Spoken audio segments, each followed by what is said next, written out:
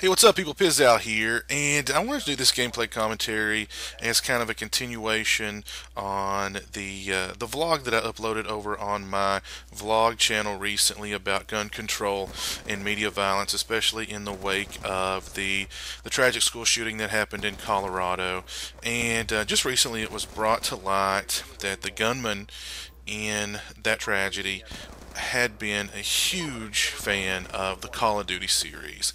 And let me just say that, I'm not someone who, like I said in that video on my vlog channel, in a case like this, you can't make sense of a senseless act, and you really can't lay blame anywhere. You can't say it's a gun control issue. You can't say it's a violence in the media issue. So, it goes far, far deeper than that.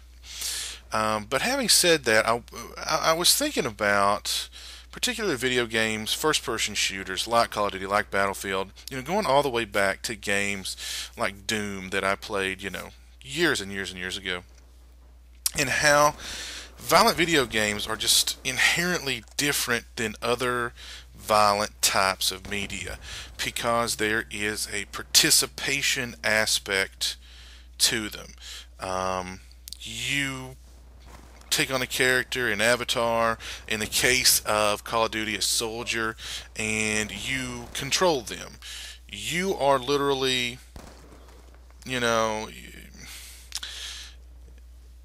figuratively, you're pulling the trigger that's causing the other character on that screen that you're watching to die, or you're knifing that other soldier. You're throwing a grenade at that other soldier. There's a participation aspect to video gaming that you don't get with like a violent movie or a violent piece of music where you're just spectating. You're an audience member, and that's where it ends.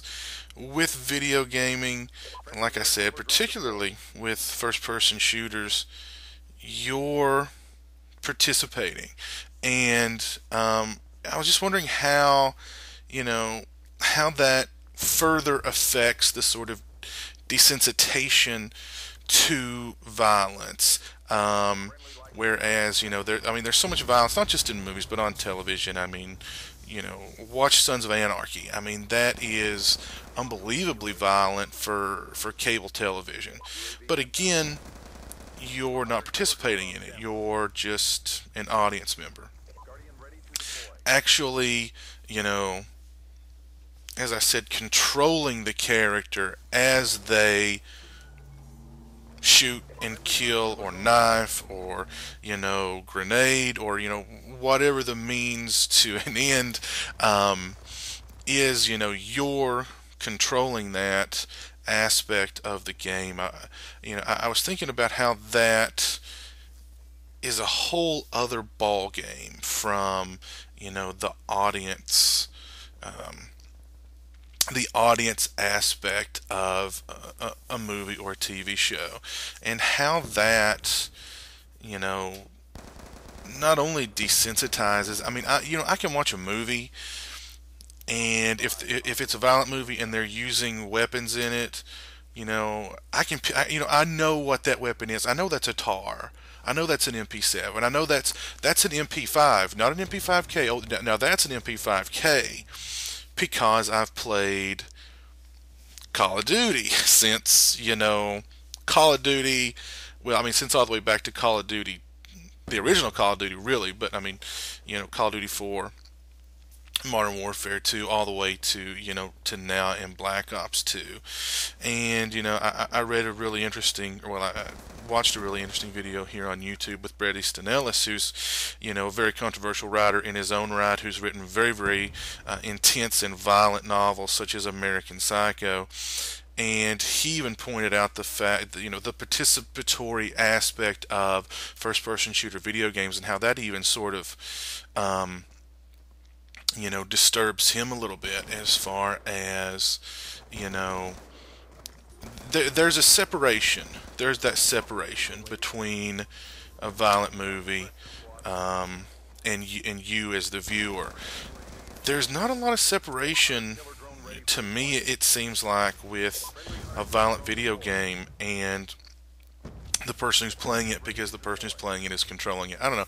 I really thought there was a lot of interesting things to talk about there, not necessarily related to, the tragedy in Connecticut. I mean, the tragedy in Connecticut to me is much, much deeper than simple, it's a gun control issue. It's a violence in media issue. I mean, if anything, we know the gunman at this point, he had Asperger's.